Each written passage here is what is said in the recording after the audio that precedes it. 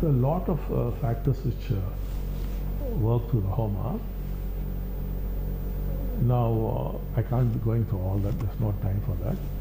Basically, the Homas are a language for the unconscious. That is, you're simply participating there is enough. Sitting there and watching is enough, and hearing, engaging your senses. It is the message to the unconscious. Now, I'll give an example of the unconscious. Now, there is a tribe somewhere in Europe. In Europe also you got tribes. So, for those tribes, let us say, with the stick or with your hand, you draw a circle around that person. That person cannot erase that line and come out. Impossible for him. Somebody must come and erase that line. Only then they can come out. For that particular tribe, because they are so programmed like that for generation after generation. So who is responsible? The unconscious. So if you put a line, they can't come out.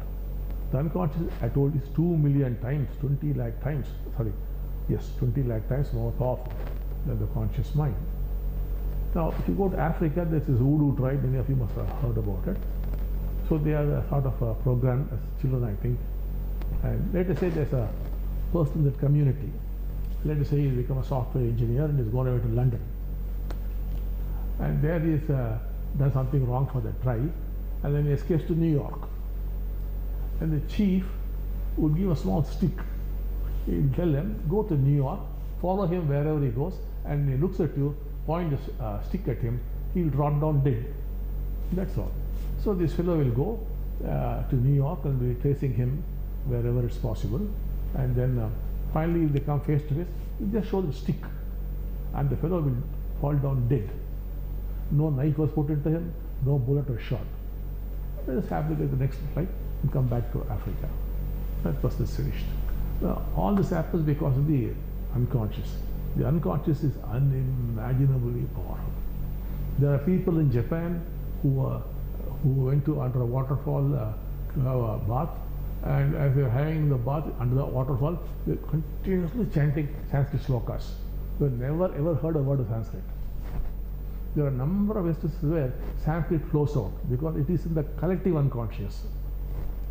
So the Homas have been going on and on and on for a long, long time. Not only we, in other countries also they're happening.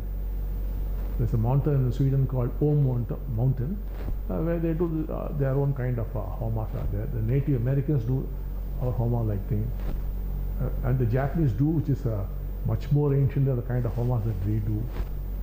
So it is there, it is loaded in the collective unconscious.